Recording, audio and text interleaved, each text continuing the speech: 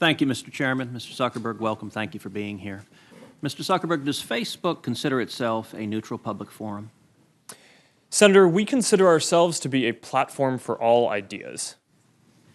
Let me ask the question again. Does Facebook consider itself to be a neutral public forum? And representatives of your company have given conflicting answers on this. Are you a First Amendment speaker expressing your views, or are you a neutral public forum allowing everyone to speak? Senator, here's how we think about this. I don't believe that there is certain content that clearly we do not allow, right? Hate speech, terrorist content, nudity, anything that makes people feel unsafe in the community.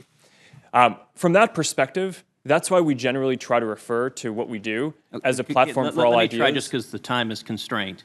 It's just a simple question. The predicate for Section 230 immunity under the CDA is that you are a neutral public forum. Do you consider yourself a neutral public forum, or are you engaged in political speech, which is your right under the First Amendment? Well, Senator, our goal is certainly not to engage in political speech. I'm not that familiar with the specific legal language of the law that you speak to, so I would need to follow up with you on that. I'm just trying to lay out how broadly I think about this. Well, Mr. Zuckerberg, I will say there are a great many Americans who I think are deeply concerned that Facebook and other tech companies are engaged in a pervasive pattern of bias and political censorship. There have been numerous instances with Facebook. In May of 2016, Gizmodo reported that Facebook had purposely and routinely suppressed conservative stories from trending news, including stories about CPAC, including stories about Mitt Romney, including stories about the Lois Lerner IRS scandal, including stories about Glenn Beck.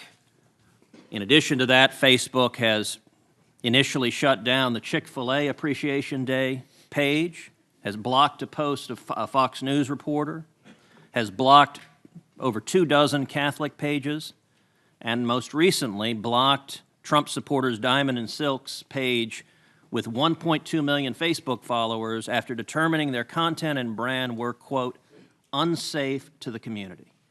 To a great many Americans, that appears to be a pervasive pattern of political bias. Do you agree with that assessment?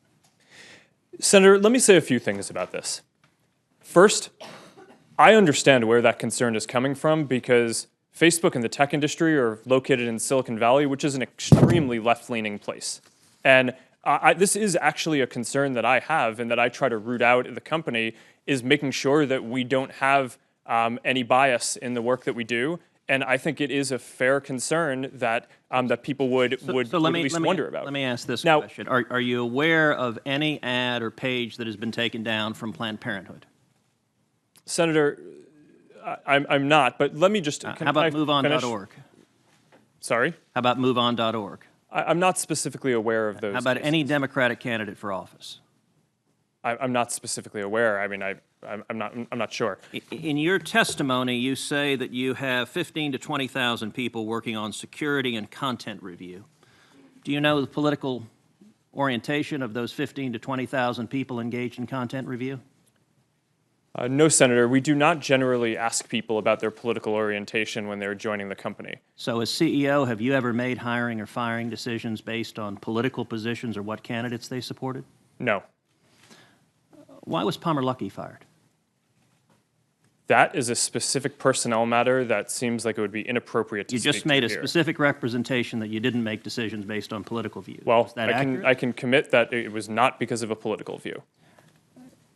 Do you know of those 15,000 to 20,000 people engaged in content review, how many, if any, have ever supported financially a Republican candidate for office? Senator, I do not know that.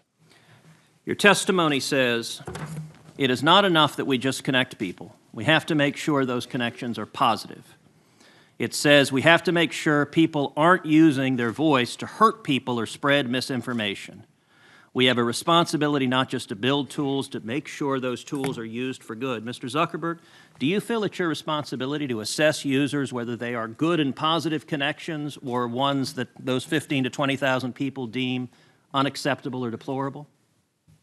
Senator, you're asking about me personally? Facebook. Senator, I think that there are a number of things that we would all agree are clearly bad. Foreign interference in our elections, terrorism, self-harm. I'm Those talking are about things. censorship. Well, I think that you would probably agree that we should remove terrorist propaganda from the service. So that I agree. I think is clearly bad activity that we want to get down, and we're generally proud of how well we do at that. Now, what I can say, and I do want to get this in before the end here, is that I am very committed to making sure that Facebook is a platform for all ideas. That is a very important founding principle of what we do. We're proud of the discourse and the different ideas that people can share on the service. And that is something that, as long as I'm running the company, I'm going to be committed to making sure is the case. Thank you.